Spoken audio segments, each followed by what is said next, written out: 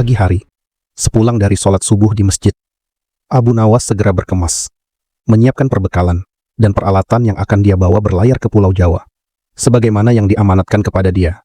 Ketika sedang sibuk mengemas barang-barang bawaannya ke dalam tas, dia mendengar suara ribut-ribut di luar. Lalu, dia berjalan keluar rumahnya. Dilihatnya ada dua orang pemuda sedang bertengkar. Sepertinya dua orang itu memperebutkan buah korma dari pohon yang tumbuh miring. Abu Nawas pun mendekati kedua orang yang sedang bertengkar itu. Ada apa ini? Tanya Abu Nawas. Lalu, salah satu dari mereka menjawab. Lihat, pohon kurma ini miring masuk halaman. Jadi otomatis buahnya adalah milikku. Kawannya menjawab. Pohon ini tumbuh di halamanku. Aku yang menanam. Aku yang merawat tiap hari supaya dia tumbuh subur dan berbuah. Mendengar itu Abu Nawas memberi saran. Kenapa tidak kalian bagi saja buahnya jadi dua? Tidak, jawab kedua orang itu serentak. Melihat kejadian ini, Abu Nawas merasa prihatin dan berpikir keras supaya hati kedua pemuda ini melunak. Lalu, dia berkata kepada keduanya, "Ayo, kalian berdua, ikut aku." Sambil memberi isyarat ke suatu tempat. "Tinggalkan dulu, kurma itu di sini," sambungnya. "Kemana?" Kedua pemuda itu bertanya keheranan.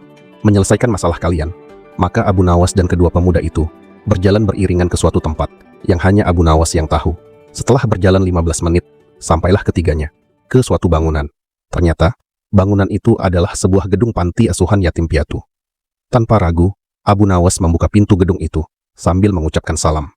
Dari dalam bangunan itu serentak terdengar suara anak-anak menjawab salam Abu Nawas. Lalu Abu Nawas mengajak kedua pemuda itu masuk ke dalam.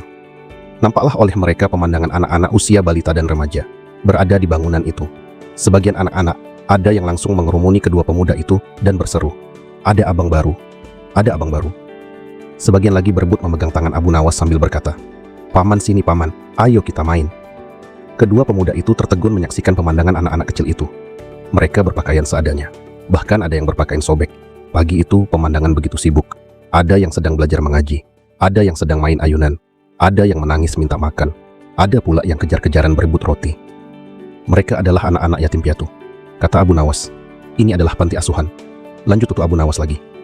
Salah seorang dari anak-anak itu ada yang menghampiri kedua pemuda itu dan berkata, "Kak, aku lapar, aku belum makan." Aku juga, sahut anak-anak yang lain. "Aku mau roti keju," sambar anak lainnya. "Aku mau roti coklat, aku roti prata, aku pisang keju." "Ini di Arab woi, mana ada pisang keju?" teriak seorang anak. Kedua pemuda itu makin tertegun.